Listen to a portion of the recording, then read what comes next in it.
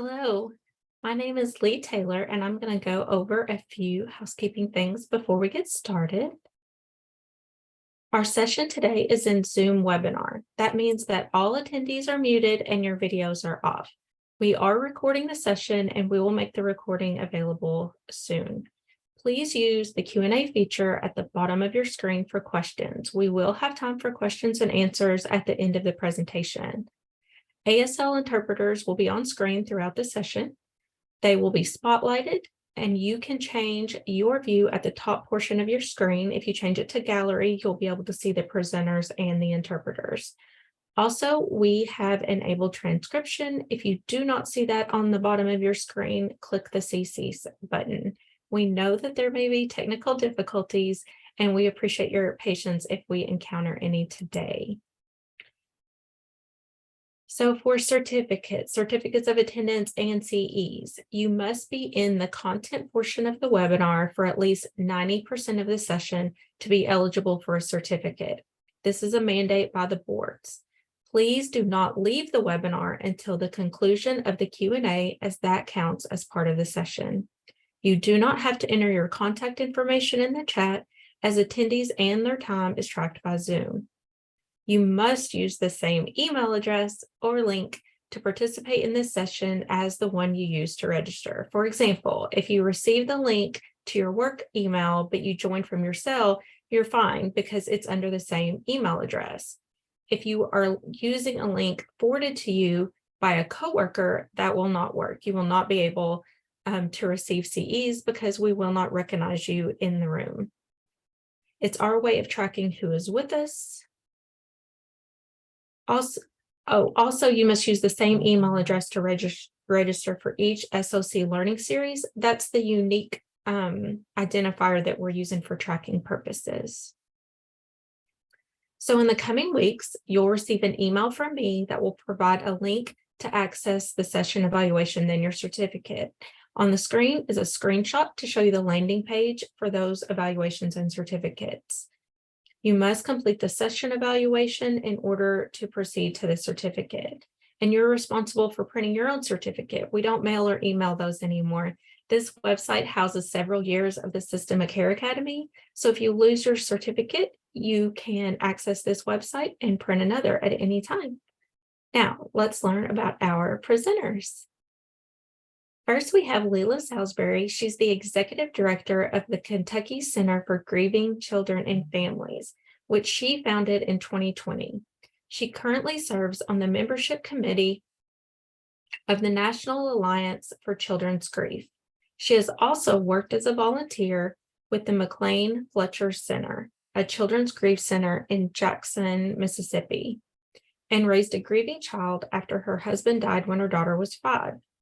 Prior to funding the KCGCF, she spent 25 years in scholarly publishing, serving as director of the University Press of Mississippi and the University Press of Kentucky.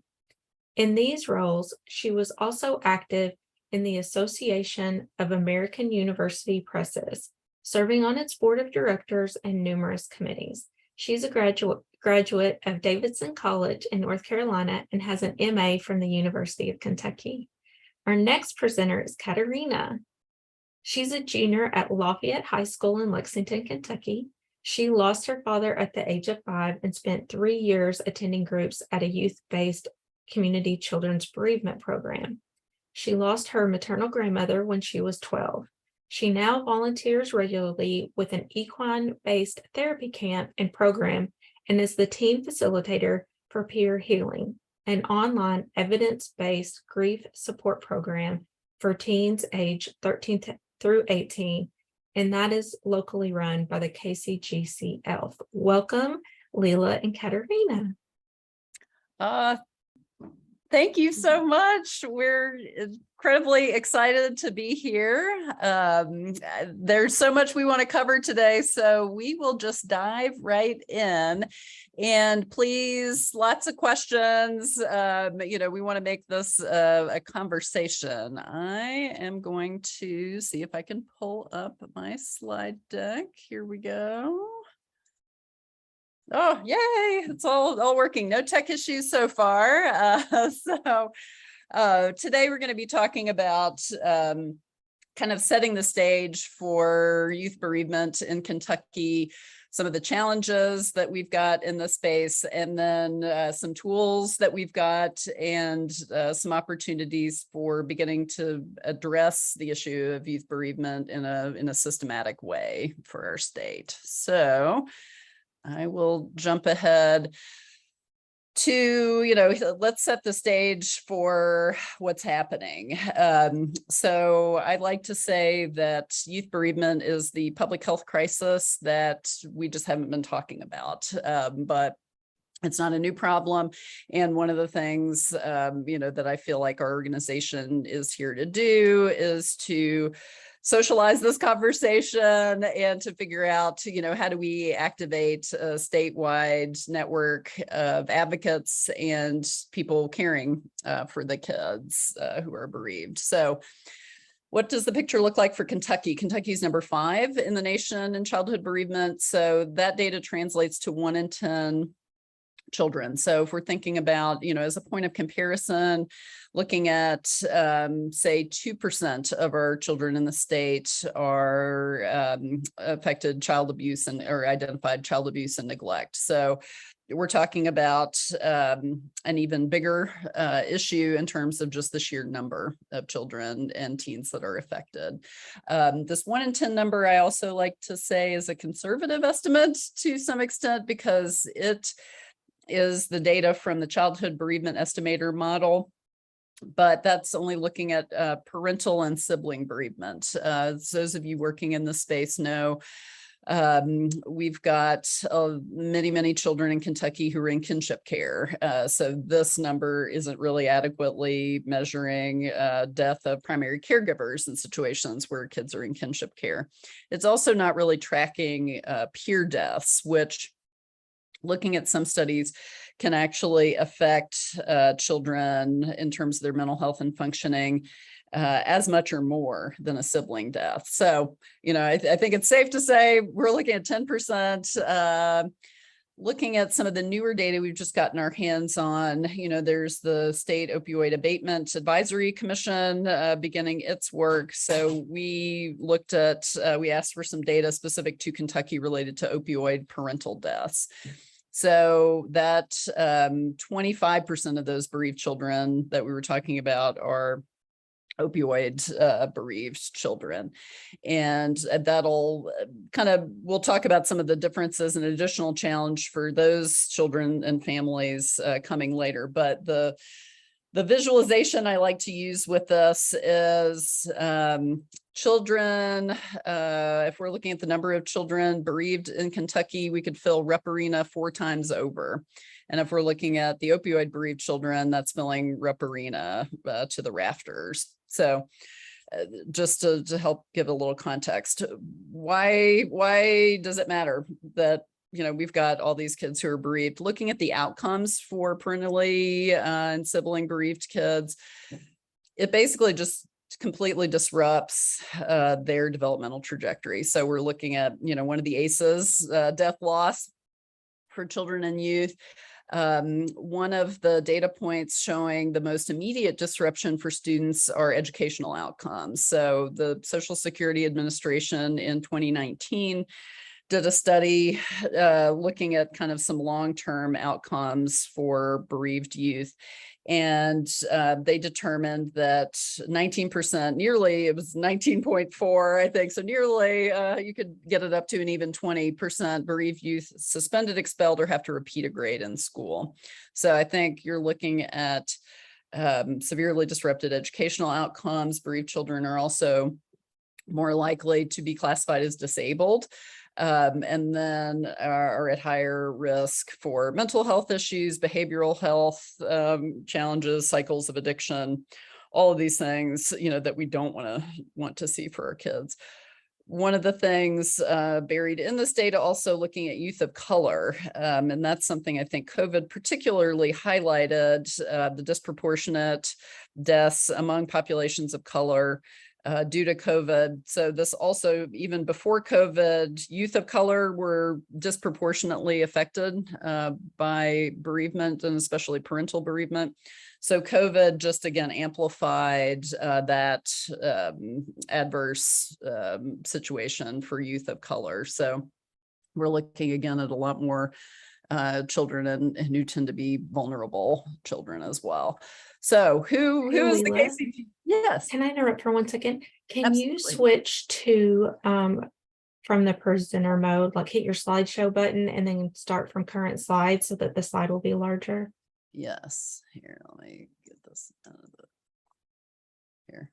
Actually, my team is going to help me here. Where am I heading in that? Sorry. Here, If that will work, we had a request for it in the chat. Yes. No. And also, whoever is listening. Slideshow. Here we go. Yeah, play from current. Okay. There you go. Thank you. Thank you. No, and again, my apologies to those watching. Thank you for helping us get that straightened out. So who are we, and what right do we have to be talking about this? So the Kentucky Center for Grieving Children and Families was founded in 2020. We're a nonprofit 501c3. This is a project that I'd probably been thinking about for about 10 years. Started when my daughter and I were started on the client side at the McLean Fletcher Center in Jackson, Mississippi, after my husband, Katarina's dad, died. We became clients there, and after a couple of years, I found myself joking that I was going to move back to our home state of Kentucky and start one of these centers. And after a few years of joking, I realized this was something actually that I was incredibly passionate about and really interested in doing. So I spent a year volunteering there while Katarina was still involved in the program aspect of the Fletcher Center. And we made our way back to Kentucky. And during the lead up to 2020, I started connecting with children's grief centers around the country. So lest anyone think this is just something that I came up with, there is a well-developed national model for these centers kind of housed under the National Alliance for Children's Grief. And I realize I've forgotten, this is National Alliance for Grieving Children is the old name. They have since reflipped that, and it's the new name, National Alliance for Children's Grief.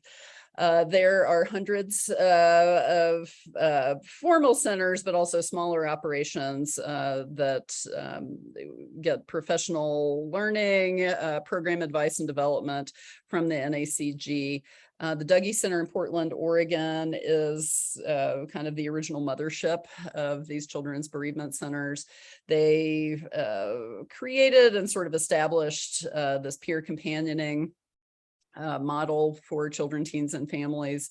And then we also have been working in consultation with Judy's House, which is another one of the largest bereavement centers that operates out of Denver. They have a separate data wing, the JAG Institute, that does data and research.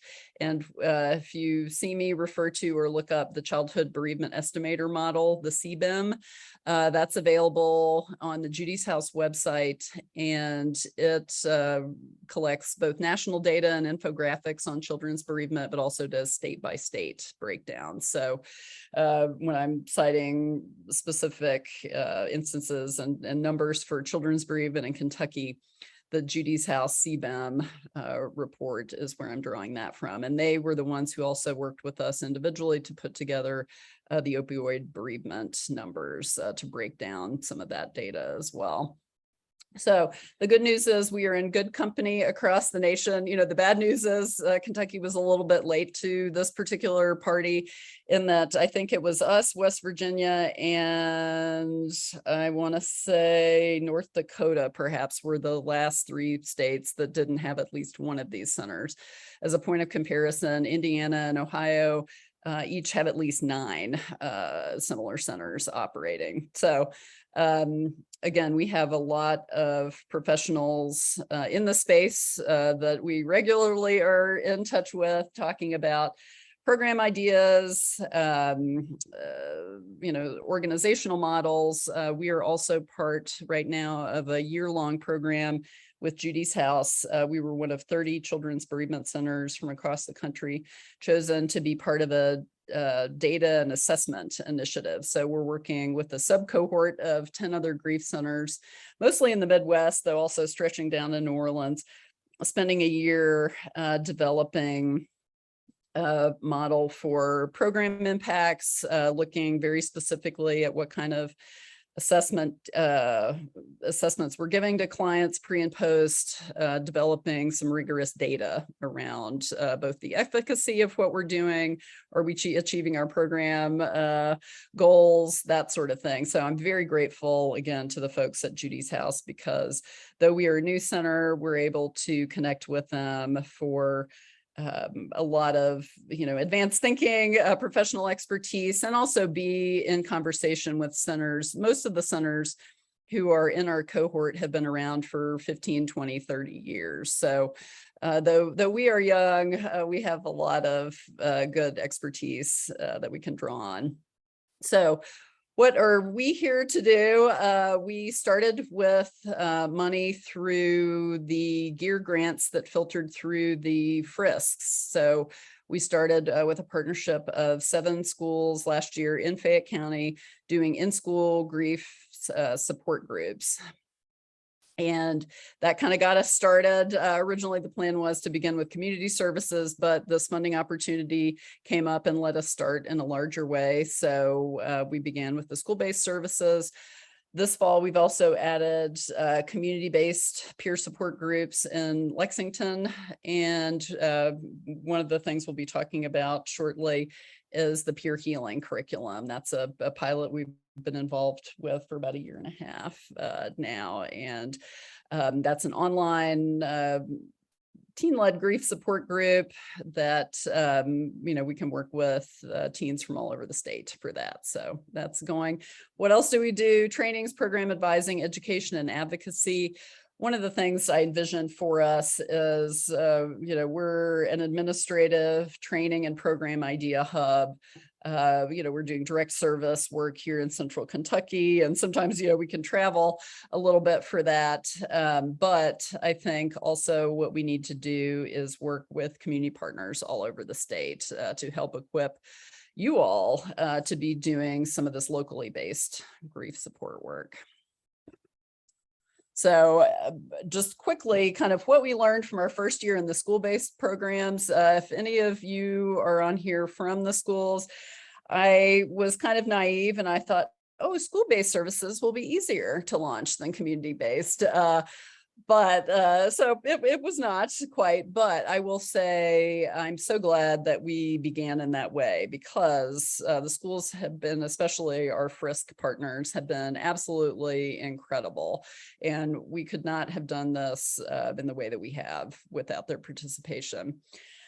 We licensed a curriculum, we were new and we did not want to also try to reinvent the wheel in terms of a grief curriculum for use in schools. So we worked with the hospice organization in Tennessee, who'd been running school-based groups for about 10 years, to license their curriculum. And that had ended up being a great choice. It was a well-road tested curriculum. They did really great training with us and with our contract facilitators. And it's an SEL-based curriculum. So the kids, what we found is the kids that we were serving in these in-school groups, the death loss was typically only one of maybe 4 or 5 pretty significant challenges that student had or that their family had. So we were very glad that this particular curriculum, while we used it to talk about death loss and bereavement, was also open-ended, and that there were kids in the groups who were also struggling with the incarceration of a parent or a loved one, or with an addicted loved one, or we're in kinship care, and we're just struggling with a lot of different things. So the open-ended curriculum was basically just about helping them identify emotions and develop a coping toolkit that they could use to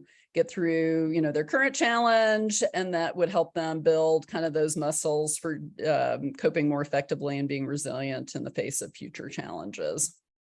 So again, we realized this community partner approach was really critical. And I think there's still some pieces with schools that we would like to build out in terms of some aftercare curriculum. The students really bonded with each other. And when the 12-week group was over, we would have school counselors, mental health staff say, the kids are knocking down the door, they want to keep gathering. So that's one of the things we want to work on, is provide a pretty easy to manage aftercare kind of curriculum for the schools that they could implement, just to keep these kids in contact with each other, because they became good supports for one another. We asked them sort of what was the main thing they learned in group. Most of them pretty much said, I'm glad to know I'm not the only one. I know people have my back now. One thing we had not anticipated, but did find, about 10% of the students who participated in our groups, and again, this first cohort was 7 schools within Fayette County, about 10% of the students triggered a suicide safety assessment. So we were kind of alarmed at the beginning, but came to realize that, not only was this a reflection of, the real struggles that bereaved students have, we were also looking at COVID time still for us very much. And so, there's no surprise, the mental health challenges that children and teens were and still are facing were also increased. The good news for us was that it helped us begin a conversation with those schools and the student support staff, where we could identify about half of the students who triggered those assessments were already students who were on the radar of their student support staff at the school, but about half weren't. So we felt that that was very valuable to help identify some of these silent grievers, or students who were struggling, but in a way that wasn't obvious, and get them the extra help and support they needed within the school. We also discovered some big differences serving elementary, middle, and then high schools. Elementary and middle, pretty much, the kids got pulled for group. Caregivers, school staff, would basically say this kid is going to this group. Whereas with high school, they have a lot more autonomy.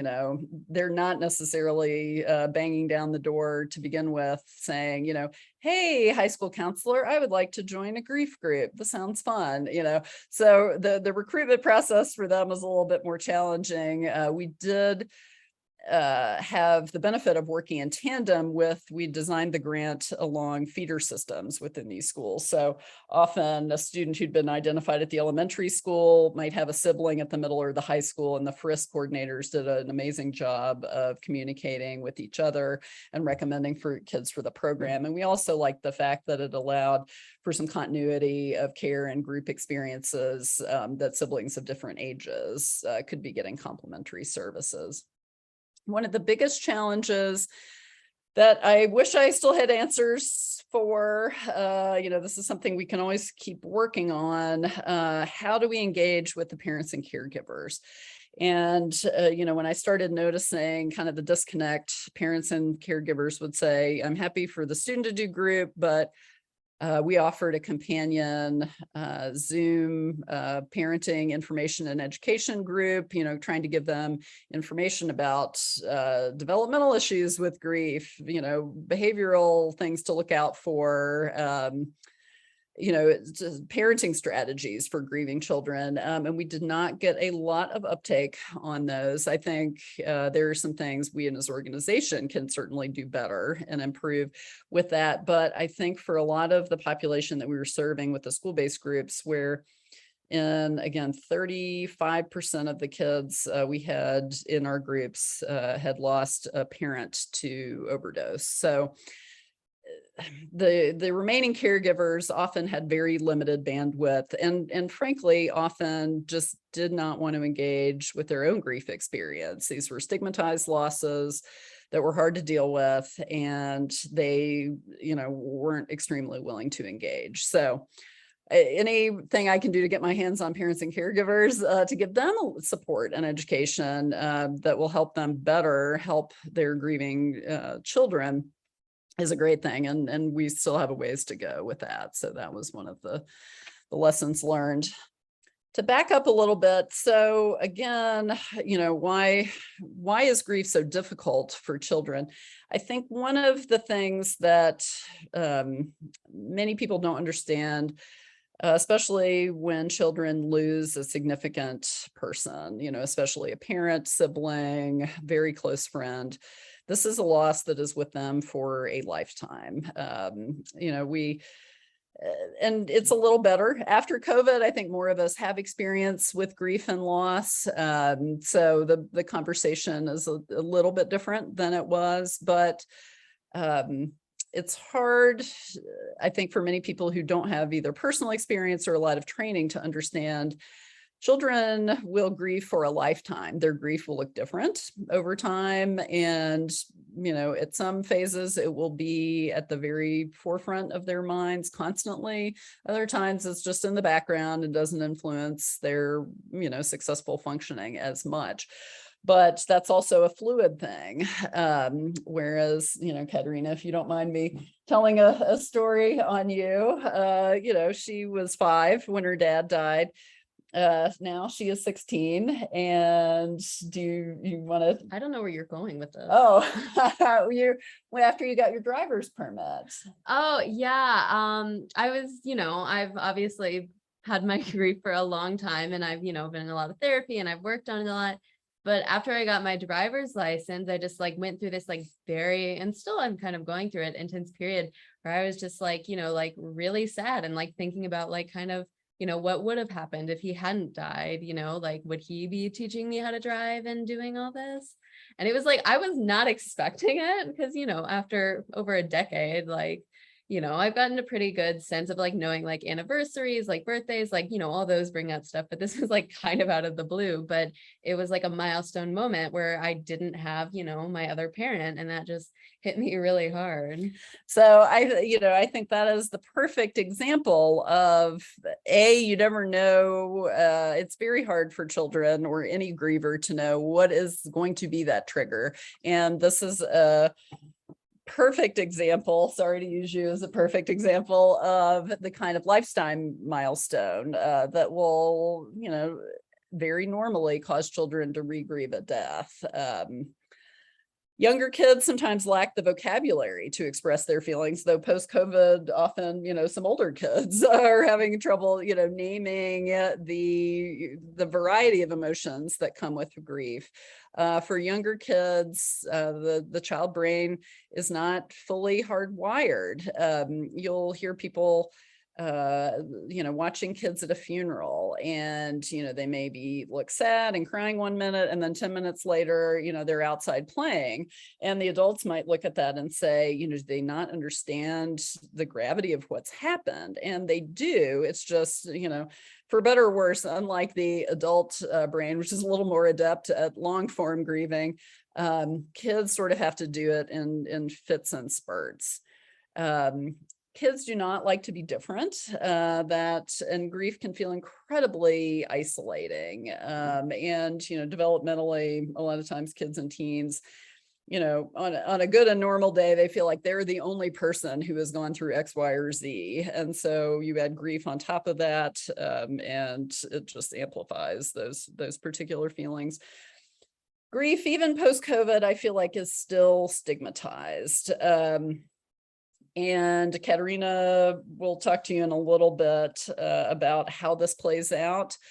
But I think many grieving children are simply written off. And she can give you some good examples of that in a few minutes. Stigmatized deaths, suicide, homicide, overdose are, I think, particularly challenging for both the children involved and the entire family unit. With those kinds of deaths, usually everyone is looking for someone to blame. Interestingly, the survivors often blame themselves, and that includes children. A case in point, we had one of our middle school in grief support groups who the facilitator called me one day and said, these were all kids who'd lost parent and mostly mom to overdose. And she said, one of the girls just said, her death is my fault. I knew those friends that she was going out with were no good, and I should have stopped her. So I think in these cases, especially of stigmatized loss, often these, young children are taking on the incredibly heavy burden of guilt and responsibility, in addition to the shame of a stigmatized loss. School settings are pretty rough for the most part for grieving children. Katarina, On a good day, they're rough. we'll talk about that a little more. The bright spot is I do occasionally talk to parents and caregivers about schools who have been wonderful in supporting grieving children. And I want to encourage, those school counselors, mental health specialists, teachers. You will make or break experiences in a whole school year for a grieving child. So, anything you can do to support them will really make a big difference. And unfortunately, not all kids have access to those folks who can make a difference for them. And just briefly, why are the school outcomes so bad for grieving children? And, this laundry list is why. Especially for traumatic deaths. We've had some trainings where we have had developmental psychologists come in and talk about some of the trauma effects on the brain and some of the MRI imaging. And I remember a slide he showed us looks at a grieving trauma brain and the non-trauma brain. And in the trauma brain, the whole prefrontal cortex was basically dark. It disconnects. And that is the area of the brain where short-term, information retention is happening, planning, executive function, remembering to turn in homework, remembering to study for the test, remembering the information you did study for the test. I think this is where teachers and educators will often see students and say, like, you just don't seem to care. You're not paying attention, you're falling asleep in class, all these things. And really, it's not that the kids don't want to be doing what the teacher or the school is asking them to do. Literally, there are just moments when they cannot do those things. They do not have the brain connectivity to make those things happen. And again, one of the challenging things for school settings is, these changes can occur immediately after a loss. There have been some studies showing some of the greater behavioral and mental health pain points happening at 12 to 13 months after a loss, or years later. It may be an early loss that was not really dealt with, and then a new loss or a new change in that child's or teen's life triggers all the unresolved loss. And so suddenly we've had this in school groups where a child who'd been struggling for several years about an overdose loss would never talk about it. And it was the process of finally going through the grief group that unlocked being able to work on this. And then this is years after the loss. So there, again, no predictable timelines. So for these children, what they are exhibiting, and this is honestly, you look at the slide, this is one of the reasons why it is very difficult to figure out how to support grieving children, because grief is as individual as each child is an individual.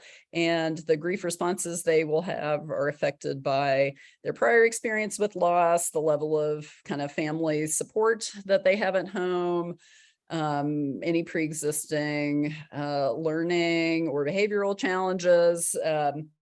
Their response to grief can be different from loss to loss. So, unfortunately, there is not a one-size-fits-all approach that we can say, do X, Y, and Z, for every one of your grieving kids, and then everyone will be fine. So some of the more common ones, you will see a lot of anger. That's one of the easier emotions to express that is coming to the surface. And frankly, many of these bereaved kids have a lot to be angry about. Usually a death loss, especially of a parent or a significant caregiver, not only means they've lost that person, They also may have had to move because then the surviving caregiver couldn't afford the place where they were living, or the surviving caregiver now has had to get another 1 or 2 jobs to make ends meet. So they might have had to move. They see their parent less. If they move, they change schools. They lost access to their friends.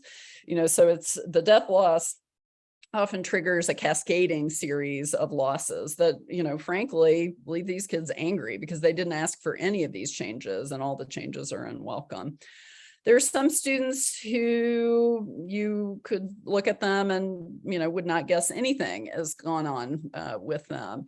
One of the reactions that kids have sometimes if they are extremely parentified, or as a way to deal with their anxiety over the death loss, they kind of veer towards perfectionism. So they may espouse the belief that if I am perfect, if I do everything everyone asks me to, if I don't do anything wrong, nothing else bad will happen.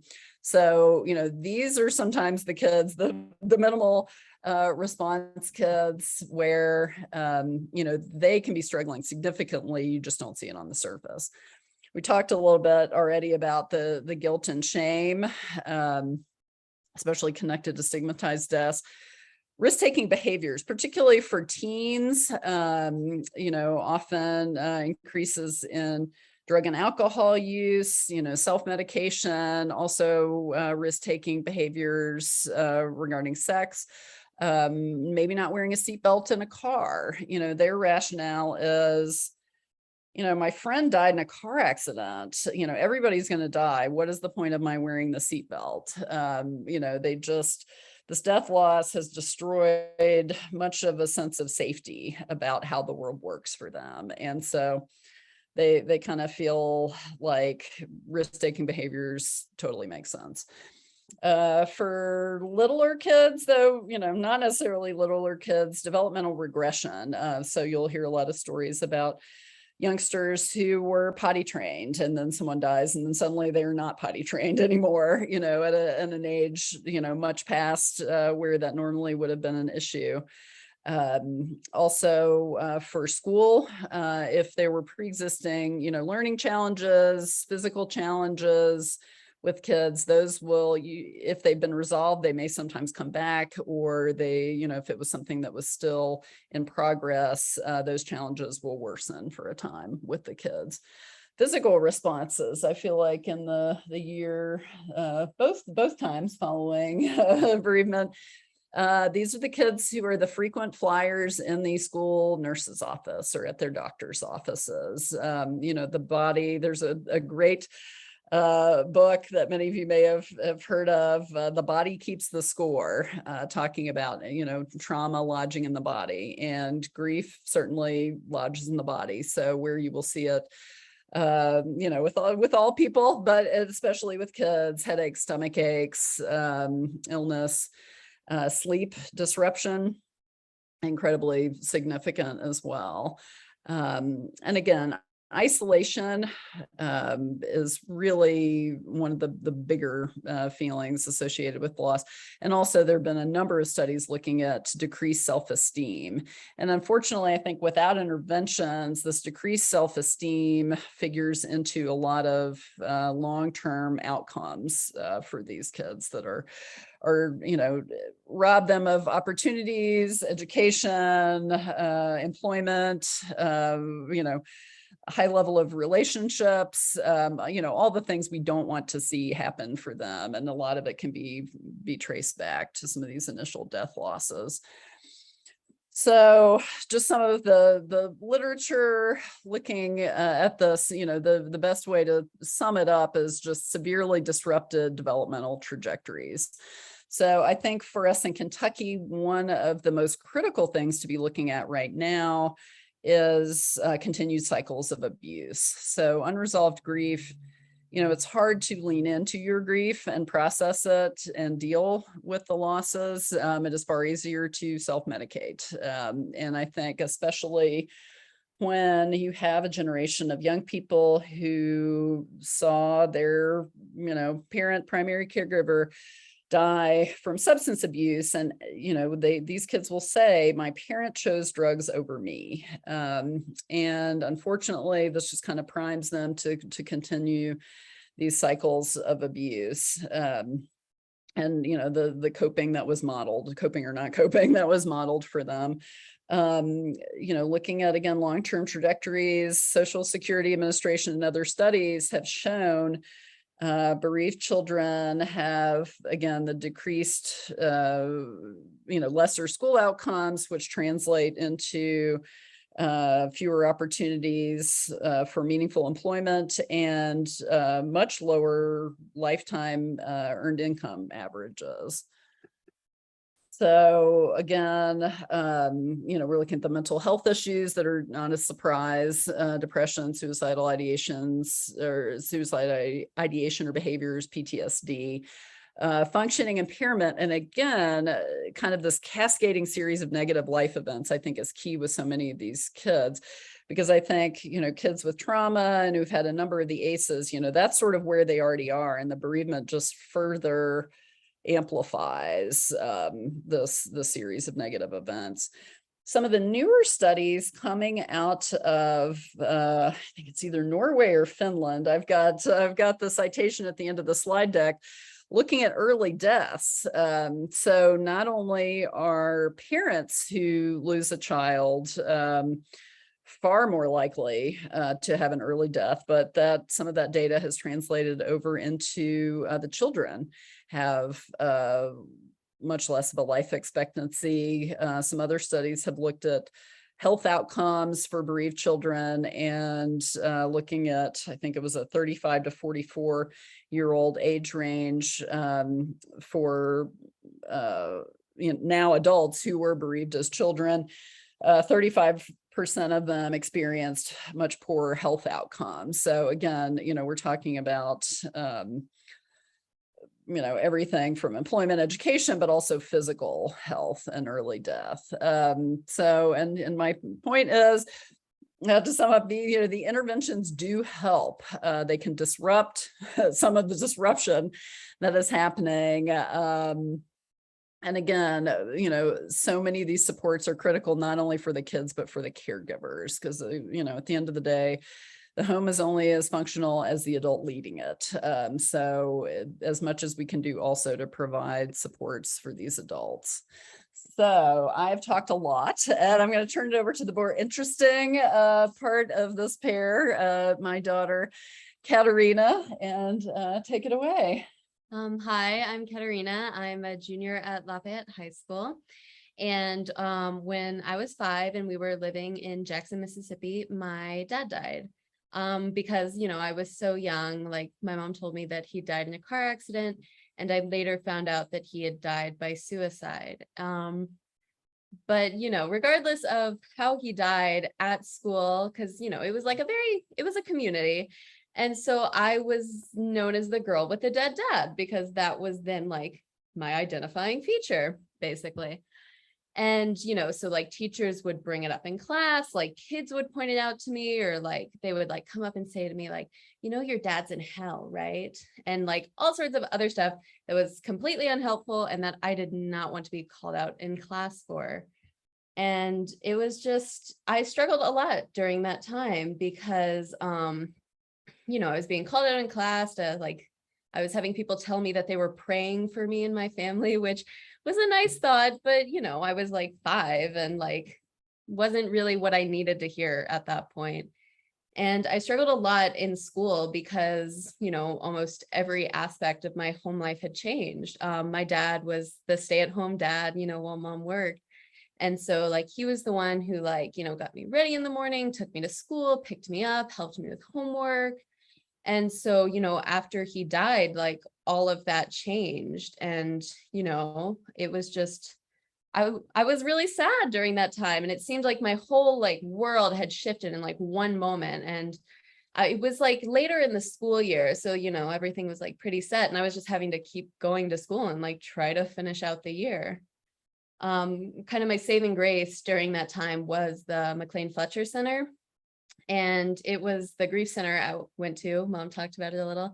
as kids. And it was just so helpful because I got to meet other kids who were going through similar things, who had also lost a parent, whose lives had also changed in that monumental way. And it made me feel like I wasn't alone, because I knew that there were other people who understood like what was happening in my life. And, I got to be a kid when I was there. Like, what they won't tell you is grief centers are actually very fun. They have playtime, and they have like this thing called a tornado room where you can like let out a bunch of your anger. And so it's a really nice like community and like place to go. So I really enjoyed going there. And it also let me know that there were adults in my life who cared about me. And I got to see people and adults who had been bereaved as children, or who had lost, someone as an adult, and were still moving on with their life and were able to be okay and move on and grow from that loss. And because grief, as Mom said, is such an isolating experience, especially as a kid, or a teen, because you don't really have like the whole like world view. And so like grief centers just really help let kids know that, things are tough now, but there are people that are there to support you through whatever you're going through. And so, we moved back to Kentucky eventually to be closer to family. And then right before my 7th grade year, my grandmother died unexpectedly after a routine surgery went very wrong. And it was very traumatizing for us. And it was right before school started, and I was just in a very bad place after she died, because she had been like, kind of my other parent when we moved back, like that pillar of support. She was like always there. She came to my concerts, and, she like helped Mom basically raise me. And so after she died, it was just like, my world had kind of been like rocked again. Like, we'd managed to like find that stability and like build something back up. And then it was just gone. And I had to go to school like a week later, where, I had to be like normal again, because, everyone was just expecting me to act like nothing had happened. And I couldn't really do that. And so it was hard to be in school. And during this time, I didn't have any friends who could really relate to what I was going through. They'd never lost like a parent or even like a very close grandparent. And talking about grief makes a lot of people uncomfortable. I still have friends today that when, I bring up like the stuff we do, like in Pure Healing, or like when I talk about my grief, they're like, okay, that's nice. Can you stop talking about it now? And I'm like, well, we have to start these conversations at some point. But so it was a very hard time, because, middle school is rough anyway. And so then having all this going on at the same time and just feeling so alone was not a great combination. And, like now anyone who knows me will like tell you that, I try to be like a hard worker and I'm reliable.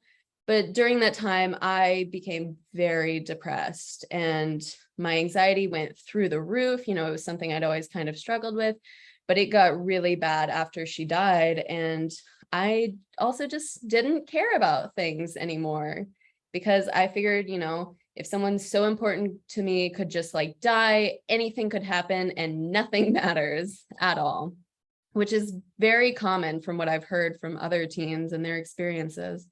So, I like stopped turning in homework assignments, and like, I think Mom mentioned this, like even like when I would try and take tests and I would study, like I would get in there and my mind would go blank, and just I would forget everything like I'd learned. And I started having anxiety attacks because I was so overwhelmed in school. And also I was missing a lot of school because I got anxiety attacks, and I'd had migraines as a kid, but I really started getting them, to the point where like I couldn't be in school for like long periods of time in that year. And so I missed a lot, obviously. And then when I would be at school, I would get so stressed and overwhelmed trying to catch up on everything that I'd missed while I was out. And, something I've learned in Pure Healing is this is a problem for a lot of grieving kids, because, you miss a lot of school, like, like planning like funerals, or just like you have family things going on, or just you cannot be at school right then. And then it's just so hard to catch back up, because, once you kind of miss a certain point, there's only so much you can do. I almost had to retake algebra my 8th grade year, because in 7th grade, I'd missed so much and my teacher wasn't willing to really help me come up with a plan to, you know, catch back up. And she wasn't willing to like teach me the information that I'd missed and, you know, like help me find ways to study for tests. And, you know, even when I would ask for help from like that teacher, but also other teachers, they would kind of just tell me to like, oh, go to the like after school help group where, you know, you kind of just sit there and do homework for an hour in silence, which wasn't really what I needed. You know, I needed like one-on-one time, like I needed to be taught the material I'd missed. And I think part of the problem was that they weren't really sure how they could help me, or they didn't really want to help me because they thought I should have been over it. You know, but you don't get over a loss like that. You know, it was something that like changed like my entire worldview. Like it was really hard for me, and they expected me to be over it after like 2 months, you know, because they were like, oh, well, it was only your grandmother, you know, how much could this really have impacted your life? Which is never the right thing to say, I can tell you that. And I think I just needed more from like the teachers and the support like in school, and they didn't seem to know how to give that support or want to give it in some cases.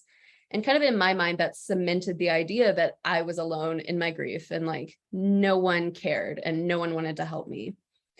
And I have this one teacher. There's like, you know, for the most part, everyone kind of ignored what I was going through, like grief-wise. But it had gotten out that, you know, like my dad had died by suicide. And then one time I was arguing with this kid, you know, because middle school, everyone like gets little spats with each other. And, you know, and then he like stopped and he looks me dead in the eye and he goes, at least I still have a dad who loves me. And this was right in front of the teacher. And so I turned and I was like, are you going to do anything about this? Because that was not okay. And the teacher just kind of like looks at me and then looks away. And that was kind of the moment where I was like, the school system is not equipped to help grieving kids. And I don't know what was going through that teacher's head at that point, because I think he didn't have experience in learning to begin to know how to support you. And a lot of people are made deeply uncomfortable by grief and loss. Which I do get. It's an uncomfortable topic. And if you haven't been through it, you know, you always have that fear, like, you know, well, what if I say like the wrong thing, or like, you know, what if I make it worse somehow? But I think that one maybe verged on bullying. By the fellow student. By the fellow student, not the teacher. But so yeah, that was like a very shocking event, and kind of just, you know, obviously made me feel like really horrible after that. And I think another thing that impacts kids in school is that after their parents or guardians like pass, they like have to quit a lot of like clubs or teams or sports because they no longer have someone who can like physically take them to all this stuff, because, you know, they're very intensive. Like, you know, mom can tell you she's basically my chauffeur most of the time. And so, you know, if you like have like a parent who works like all the time, like is trying to make up that lost income, then they can't really get the kids to that, you know, practices, or also that the kids are just so overwhelmed by literally everything else going on in their life that they cannot handle having another thing on their plate. And which is sad, because, you know, I think especially when you're grieving, you need to be able to do the things you love, you know, and that make you happy and can kind of continue that sense of like normalcy, like you're continuing on doing things that you've always done or you've done for years. And so that only like adds to their feelings that, you know, like their whole lives have been changed because of this grief. But, you know, I had a lot of bad experiences in the schools, but one of like the best like people that I knew was my guidance counselor, my school counselor. He was amazing, and he like really knew how to handle grief and was doing just like the absolute best he could. He would check in with me often, like when my grades started to drop, he would like call me in and like have a meeting, and like he's like, you know, is everything okay? Like what's going on here? Like what can I do to help? He would help me come up with a plan for like, you know, when my grades were slipping or when I was just so anxious and I just needed to like step out of class for a minute so that I wouldn't have to go home and miss more school, but just I could kind of have a reset from my emotions. And that really helped because honestly, grief, like I could have gone down a whole other path. Like I could have had to like repeat classes, I would have like missed a lot of content. I would have been like so behind, like socially and emotionally and just everything. And he really helped prevent that and was there and just so supportive, like the entirety of my school career, not just that one year. And so, yeah, my school guidance counselor and my mom were pretty much my biggest advocates during that time. And they helped me like get a 504, which, helps in schools. Like it allowed me to help catch up, gave me extended time on assignments, and, helped me find ways to stay in school because, you really just, it's a lot about just showing up and being there day after day that makes the difference. And that's been we'll talk about the peer healing curriculum specifically in a minute, but one of the things we've really noticed with the current group of teens that we've got in there, they were talking about their experiences, and Katarina and I noticed that fully half of them in the group had left school either to become homeschooled or switched to a much smaller school after being bereaved, because they said they just, where they were in school just couldn't support them in the way that they needed. Yeah, especially like large public, middle or high schools where you've got like at Lafayette, I know there are like 2,500 kids and we have like 5-6 guidance counselors. I don't think my current guidance counselor knows my name because of that.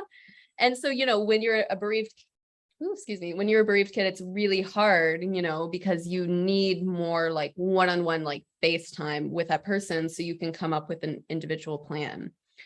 And I think all the kids that I've like talked to who are grieving have said like along the same lines, like we need one person in our life who is going to be our advocate through everything, whether that be a parent or like even a guidance counselor. I know like a lot of guidance counselors are really great and have been really helpful in getting kids the support they need and checking in on them. And that's just, it makes a world of difference when a kid is struggling with grief. And, so yeah, having that advocate in your life who also will just do like, or if it's like a family friend who will like drive you to sports practices so you don't have to quit that, is so important. And, something I think you should know is that a lot of kids, may seem like they don't care about what's happening or, like, so what, like if I'm not doing well in school, it doesn't matter anyway. Or like, like if I have to quit like a team, it's not the end of the world. We have bigger issues, obviously, but having that advocate who is going to champion you and just like kind of cheer you on and support you, even when, you're kind of ungrateful. I know mom could tell you, I did not thank her like at all for any of the stuff she was doing. And I think it was like last year when I was finally like, you did a lot for me. Like, you're the reason that I'm doing so well, like, now. And that it was amazing. But yeah, not a lot of thanks and, and being an advocate for a grieving person, but it's so necessary. Yeah, grief support is not glamorous, but just putting in the work is so important because you're going to be dealing with like a lot of unpretty emotions that come out. Like we like to say that grief comes out sideways. It may seem like totally unrelated and kind of like outrageous response, but it's, everyone's grief is so different.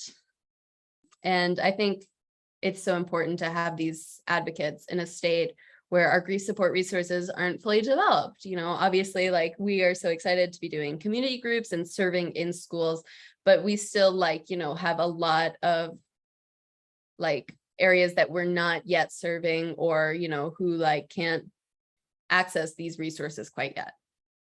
And I think just another thing to be aware of is that grief doesn't go away.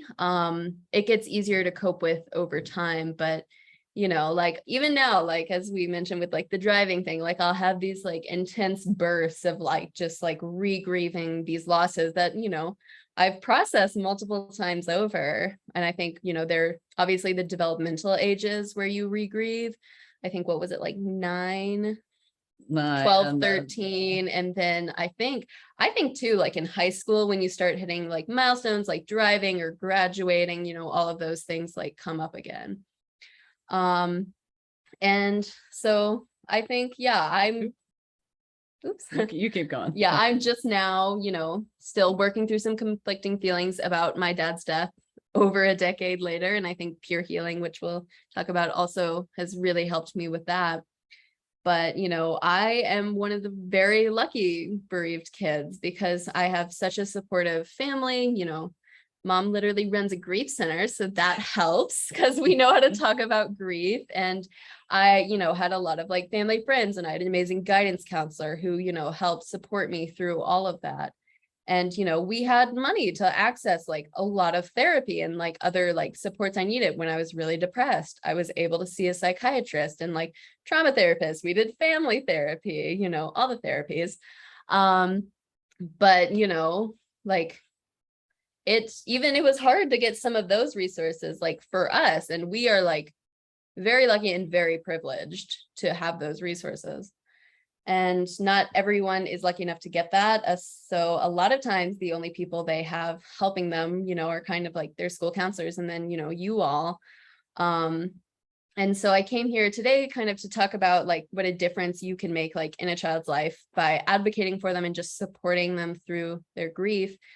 And, kind of like how you can like best support us when we're grieving. So I just like, thank you all for being here because it really does make a difference, and I'm so excited to see that so many people, want to help and like that we can raise more awareness for this.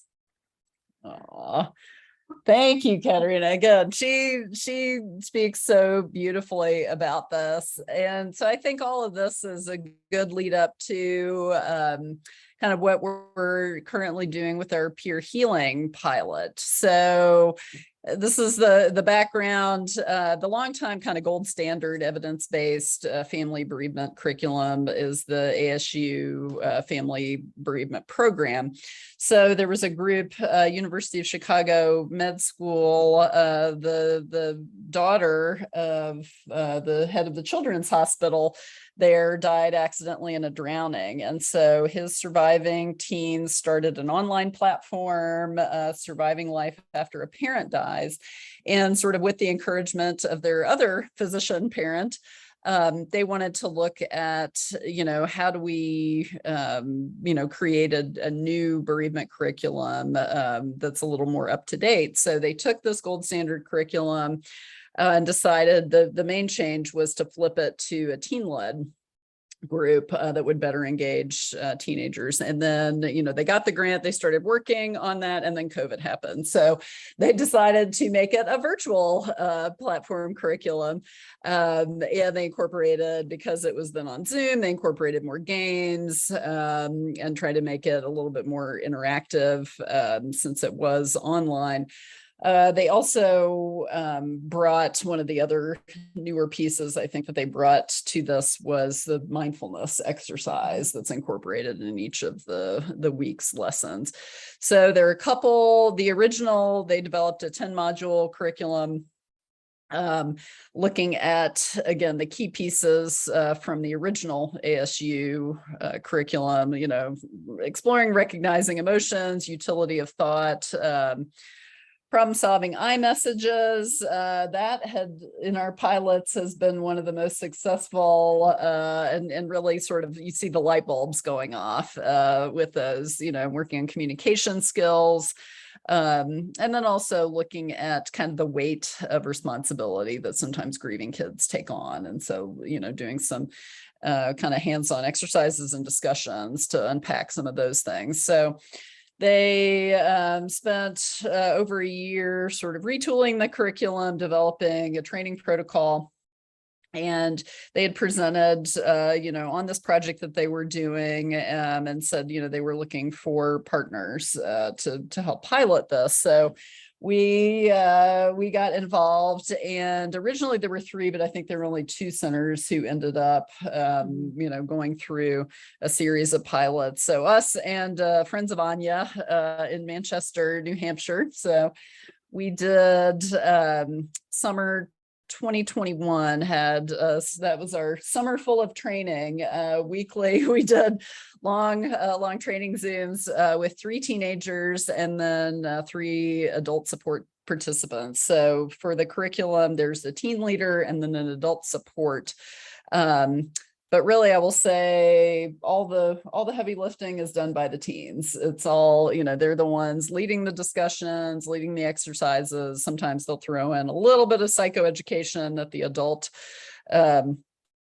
support throws in. The adult person runs the mindfulness exercise for each week of the curriculum. So during the training, they kind of went through as if they were participants and looked at, did the exercises feel right? Was anything confusing? What was it doing what it was meant to do? So we ran the second pilot, spring of 22. We did a shorter version. We learned, we'll get to that in a minute, but some lessons learned. We realized they're also, they created a shorter version of this so that basically for calendar reasons, and it was a little bit easier to convince some teens to join us for 7 weeks, maybe than 10. So we did our first one in the spring, and then we're in week 3 as of tonight of a second pilot. The first one went really well, and the folks at Chicago, when they were doing the exit interviews with the participants to talk to them about, their experience with this as they further kind of revise the curriculum. One of the participants from the first pilot asked to train as a teen leader on the second round. So we did some training with her over the summer, and she and Katarina are co-leading the second pilot that we're doing. So for the first group, we had 4 teens, all from high school, 3 from a high school in Lexington and 1 from Scott County. So it was pretty locally based. For the second one, we have a lot of geographical diversity, which makes me extremely happy because obviously we're not the hugest staff, but I like the idea of figuring out ways that we can serve Kentucky more widely. And I think the nice thing about Peer Healing is that it is on Zoom. So, we can get like a lot of people like from different areas, who we normally wouldn't be able to get this type of group out to like join in on. Mm-hmm. So lessons learned. We learned a lot.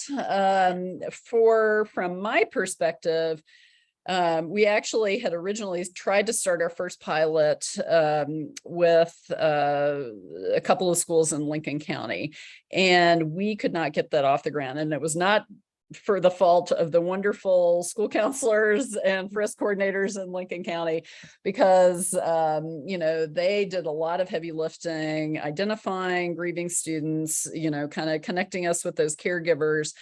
And I think part of the issue there was a lack of understanding on my part that for making this curriculum successful, we really needed to work over a longer term period with local trusted community partners to help legitimize the work. In my mind, I was saying, we're bringing down barriers. We're taking, Zoom into your home. And what several of our board members who, come from Appalachian communities said, well, you're basically invading people's homes in a sense. And, in where there is sometimes a culture of, we don't talk about our problems outside of the home, you're going in and asking, these kids and families to do exactly that without enough of the trust building lead up. So that was a big lesson for us, both in the recruitment challenge and just the cultural challenges surrounding participation.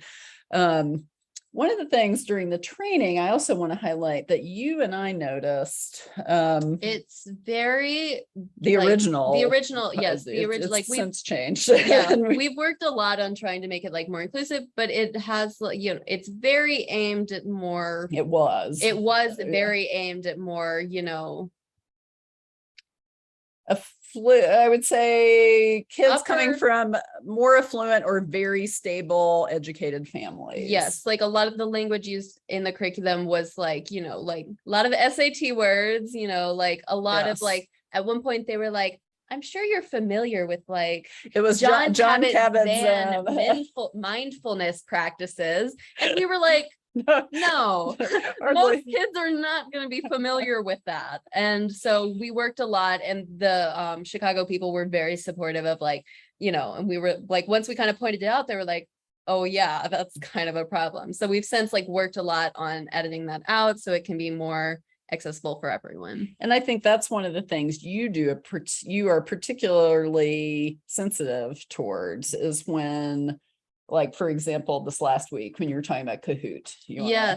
So we have, most all of the people in our current group go to, bigger high schools, and Kahoot is like a very big thing if you go to a public high school or even like private high schools. But we have one girl who's homeschooled. And so, I was kind of like, I don't know if she'll know what this is. And so, I kind of asked, and like, she seemed like unsure. And so then, you just like, then you have to just go through and kind of like explain the basics and stuff. But you just have to be like kind of mindful of that sort of thing. Because, like, especially in like a grief group and like a peer kind of group, you don't want to like isolate one person. Or just make anyone feel like they're the odd one out, or like, something's like wrong with them that they don't know this specific thing. So I credit Katarina with a lot of skill there, just to also be sensitive, about who's in the room and making everyone feel included. I will say the training can be intensive. Training the new teen leader has been faster because she had been a program participant. So she had seen and participated in the curriculum the first time around. So it was probably more like 4 hours, instead of 10 weeks of because training. She'd gone through all the activities, like she was familiar with the curriculum already. And, she'd also seen like me and, my co-facilitator from the first pilot, like, go through all this and how we kind of handled different circumstances. And I will say, for those thinking about implementing it, it takes a real commitment. One of the many but big issues for grieving children is consistency. And they're very sensitive to people just suddenly being absent or not following through. So,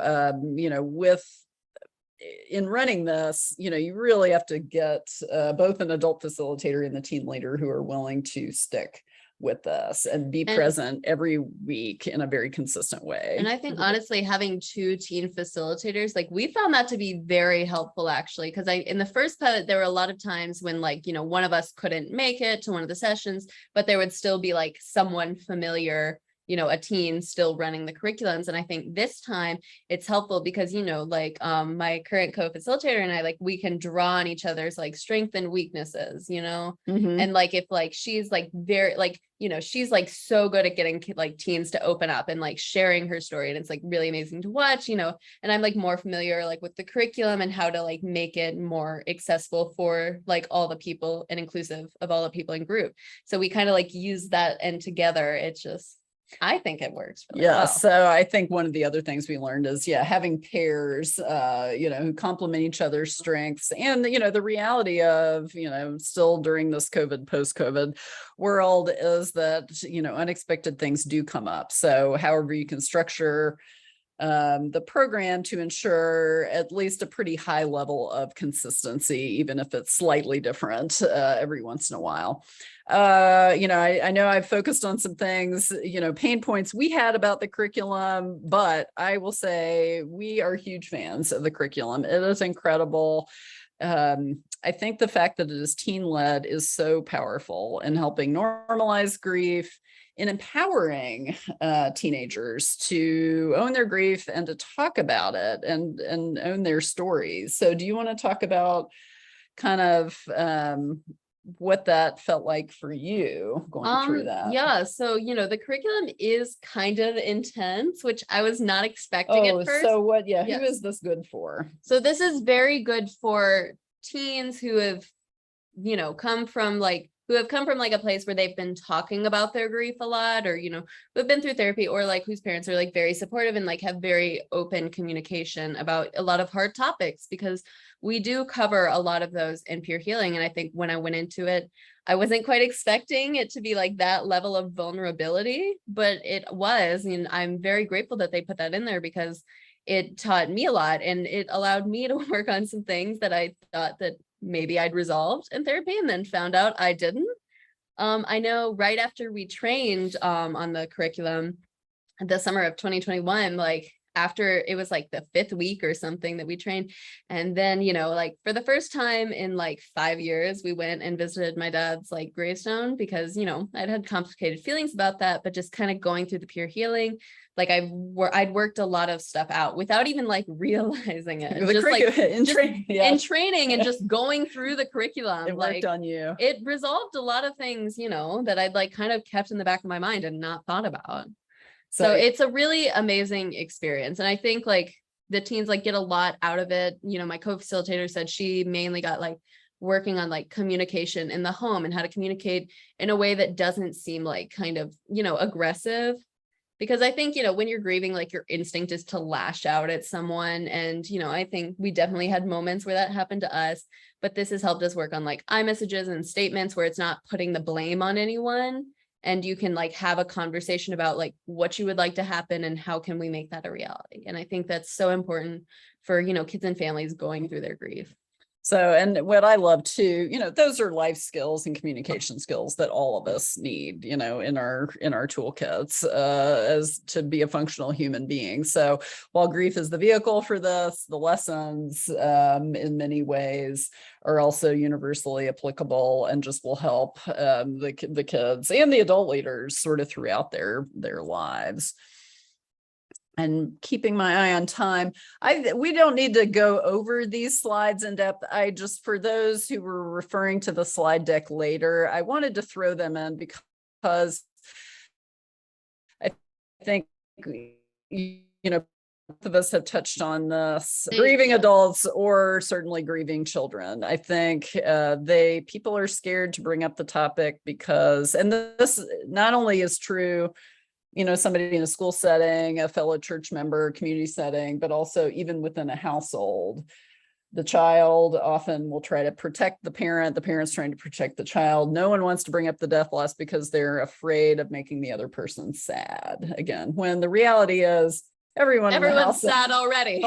And it's better to sort of work on that together. So if you are, you know, a person from the outside, you know, trying to figure out what to say, you know, here are some things that may be more helpful. Again, grieving people often are on the wrong end of a lot of observations or just statements that aren't particularly helpful. They're not, you know, people usually do not mean badly. They want to, you know, be supportive, but they just don't know what to say. And so in the don't say, and I acknowledge this is hard. And, you know, I feel like I've done a deep dive into this work for years now. And sometimes I accidentally still am falling into the don't say this category. So it's a process. You know, I just know exactly what you're going through. We want to empathize, we want to connect, but for most grievers, that often isn't super helpful. So we've got this and then another slide. Again, I think the main point with these is create an open space for the grieving child or teen to tell you what this is like for them. That's I think sometimes like one of the things I've had happen a lot is, you know, when like I mention it, it becomes about the other person then like, oh, you know, your person died. Oh, well, I lost my like aunt when I was like a kid, you know, and like, you know, it is a good point of connection, but like maybe like once you've established more like trust and you're kind of looking for that, not like right when you first find out that this person. That happens a lot. And I, again, sometimes catch myself. That is an easy road to go down where it becomes. Because you want to like empathize with them and show them that you have this point of connection, but like, yes, not always like welcomed right at the beginning. So have some grace with yourself. Here's some guidelines. So I think, again, the main thing is invite the conversation. I think what happens with children and teens, especially, though all grievers, honestly, when you don't seem open to the conversation, you as the adult may be afraid of making this child sad or triggering them or making things worse for them. From the flip side, what the child or teen is seeing is, this adult in front of me knows that something huge and terrible has happened to me, and they don't want to ask me about it and they don't want to talk about it. And that makes me feel like they just do not care about me or what I'm going through. And obviously that's not at all what is in the mind of the adult, but without opening up that conversation, that's often what the child or teen is feeling, like why the adult won't address it. So long-term support, again, there are a lot of practical things that you can do, assisting with, what's happening at school, checking in on how the caregiver in the home is doing. Often depending on the loss, the caregiver is grieving significantly as well. And so, what kind of supports can be put in place for that adult? Just help the family find out about community resources, help, anticipate any challenges. Again, is everyone getting regular medical care? Do they need, extra mental health support? Financial issues are another huge thing for grieving families. One of the data points is half of the children who should be getting it don't get the parent death benefit. And a lot, there are a lot of reasons, and that could be a whole separate other webinar.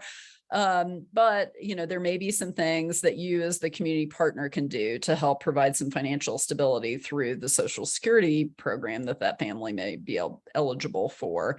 And again, just normalizing what has happened, the responses that are coming up, and then whether referring or helping create some community-based responses. So I know we want to leave time for Q&A. So I've got our website. The good thing that happened during COVID is so much information, free information, and really good trainings went online and are accessible. So I've tried to kind of curate some of the best on our website under the resources page. There are literally talking points for how to talk about a homicide death, a suicide death, the talking points for the uncomfortable conversations, and also modules for preschool activities. For any of you educators on here, the Coalition to Support Grieving Students, which is also linked on our website, has hundreds of hours literally of free wonderful curriculum trainings to walk you through lots of kinds of death losses. So I'm going to stop sharing if my daughter can help me figure out how to do that. Yes. The red button. Okay. And well, let's open it up for Q&A. So, so do you feel as though divorce has had a similar effect on kids and teens as bereavement? From my standpoint, I can say it does. Like, I have one of my best friends, her parents divorced when she was little, and they're still on very good terms, but recently, they've moved farther apart, and so she's finding it really hard, and she's having a lot of grief responses right now because she's like having to choose kind of now between families because they're so far apart, like who she wants to spend the holidays with. And it's, she's kind of essentially like she has to lose like one side of the family, like at Christmas or holidays and all that. And she's struggling a lot with that. And so I think it does have a similar effect, especially, when like parents get divorced and then one of them's like out of the picture for a while, or they're like on bad terms, and then it like, or like they kind of turn the kid against one of the other parents. I think this also similar responses with children and teens with incarcerated parents as well. A grief response doesn't only have to be about a death loss. So I think many of the responses and, issues that we've been talking about today would apply to all of these other situations as well. So looking at increased discussion, suicide, grieving peers, suicide prevention, and school violence. Yes, all relevant. The data on children who lose a parent to suicide, that child is 25% more likely to die themselves by suicide. And I do think, I don't know the statistics as much, but I would say probably equally high percentage also holds for peer loss or loss of another family member. And again, it's not, that's a big issue. So I think talking about grief and the emotions of loss openly, especially after a suicide death and a stigmatized death, is incredibly important, because if you don't address it in a very open way, the message that you're sending is this is not something that's okay to talk about. And then that just perpetuates students struggling alone and in silence that sets them up for these kind of outcomes. School violence, there is some fascinating data, and if Leah, the cabinet, another time, a session I would love to do, justice-involved youth and bereavement. The statistics that there are out there shows a very, very, very strong connection between kids, justice-involved youth, and bereavement. So there was a study, it's been several studies, but one of the more recent ones, 2019 out of Chicago. They interviewed 1,000 newly incarcerated juveniles. 90% of them had had a significant death loss just within the previous 12 months. Most of those youth also had multiple death losses. And, we're talking about, they might have lost 5 people, 10 people. So I think grief is a huge unaddressed piece with juvenile justice and violence. So here you can answer, how do you handling children and teens attending groups and having to go back to class? It's rough, I'll tell you that. But I think something that really helped me was like after I'd have like a very emotional meeting with my counselor, or like, some people like see like therapists like in school and during groups, is just depending on like the kid, just like I know like I would just like kind of sit out in the waiting room for like a while and kind of just like go over like what we just went through, kind of trying to like recenter, refocus myself. And I think it's kind of the same thing like when you're having like a bad mental health day, or when like something has come up like at home last night and then you're at school and you're just like very overwhelmed and get emotional in class, just like letting like an adult, like the teacher or guidance counselor, know that like I'm gonna step out for like a few minutes, I'm gonna recenter myself, and I think kind of explaining to like teachers or like those adults in charge that it's not that I don't want to be here, it's just that in order for me to stay here long term, I'm gonna need to take this like short amount of time to recollect myself. But it's rough being in school and going through these emotional things. But for our school-based groups, we work in extra kind of mindfulness moments. For the groups we're running in Fayette County, we train the facilitators in EFT tapping and some easy acupressure techniques too, so that there's kind of the exit routine for the kids. That's kind of a mindfulness based thing to help recenter them, so we're not just throwing them out into a crowded, noisy hallway when they're feeling kind of raw and vulnerable. We also have, and this is something I'm happy to share, a bereavement support plan that we're happy to share with students. It's a little bit modeled like on a 504, but carries none of the required requirements or heft. But it's a way for the student, family, and educators at a school site to brainstorm about what accommodations, with the hand signal, can the kid go out for a few minutes to go to a trusted adult, rather than creating, a behavior incident to get that child where the child wants to go for support, or to be disruptive to the class, or to single out that student.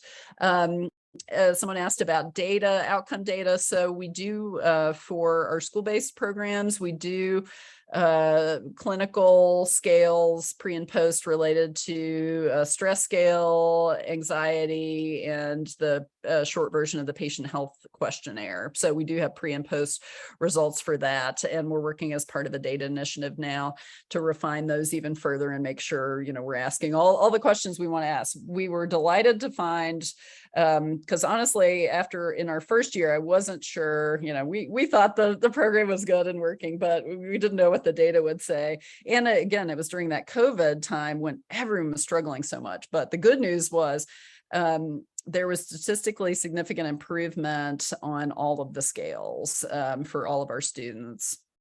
K through high school. So that was the good news on that. I think we had questions in the chat. Oh, we'll check the chat. Do you want me to read it to you? Oh yeah. Any other questions, please? What would you recommend for siblings when one is very ready to participate in grief peer support, but one sibling does not appear ready? Is it better to encourage both to participate simultaneously or separately when interested and ready?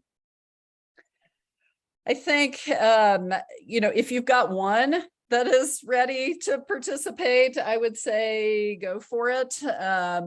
Because again, that, at least you are helping that one sibling, and it could be that sibling can then also model, and help the other siblings, learn how to handle those conversations.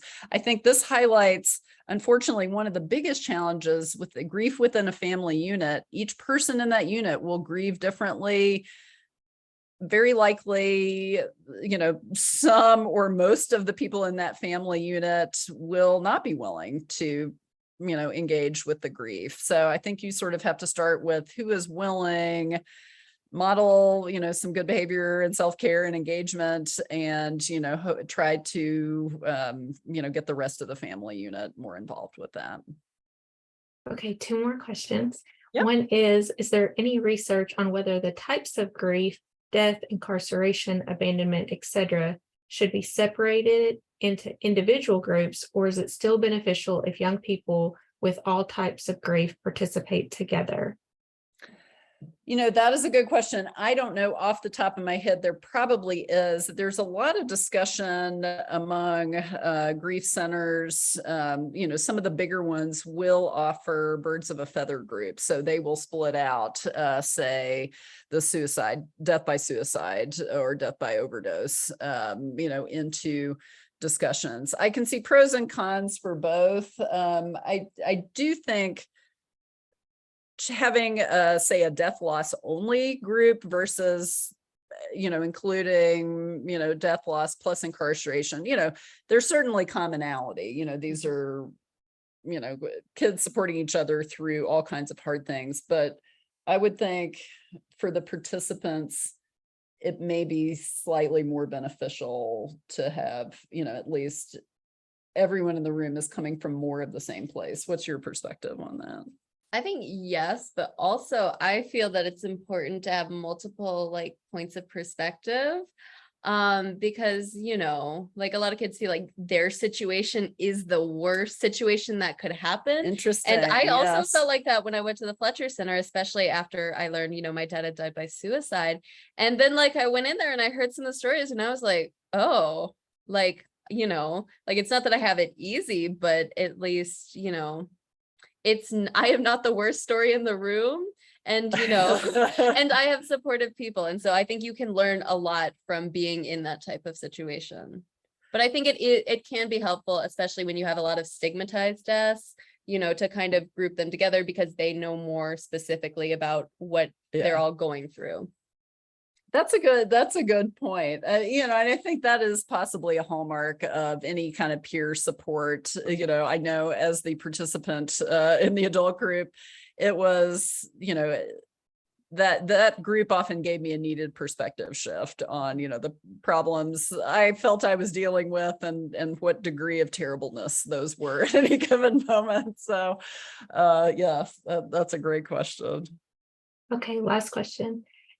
Is there a place that we can review the data you have talked about, especially regarding incarcerated teens? I'll put together the links for that. However, Leah, if you can show me, the best way to disseminate that, whether it's something linked on a folder like with this training, the incarceration and juvenile justice piece. I'm not sure exactly who is on today, but we would love to partner with anyone to start looking at some pilot programming to connect the dots with bereavement and juvenile justice, because I think, the evidence is there saying there is a significant connection. where there is very little work being done. And we looked nationwide. I put out a calls for, hey, what grief centers are doing juvenile justice related work, and it was crickets. So I think there's a huge and important wide open space for some pilots to happen in this area. So I will get you the citations, that we had looked at, and then, please reach out. We're happy to start thinking about, what do some meaningful support program pilots look like to start addressing this. So I'm going to drop my email in the chat box. So if you need to email me for that, you can, but also I think Leila has her email address. Yes. You want to drop that in the chat too, and they can reach out directly to you. Sure.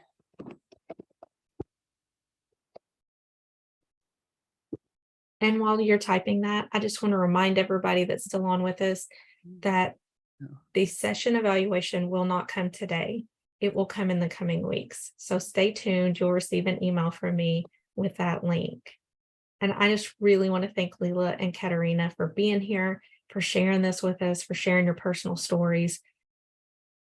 We thank you. Oh, Thank you for having us. this has been it's very meaningful for me to be able to do this work with Katarina. And again, as you saw today, she still teaches me many things. So I think, her voice and the teen and children's voices are also an incredibly important piece of this work. So thank you for letting that happen today in this way. We're very grateful.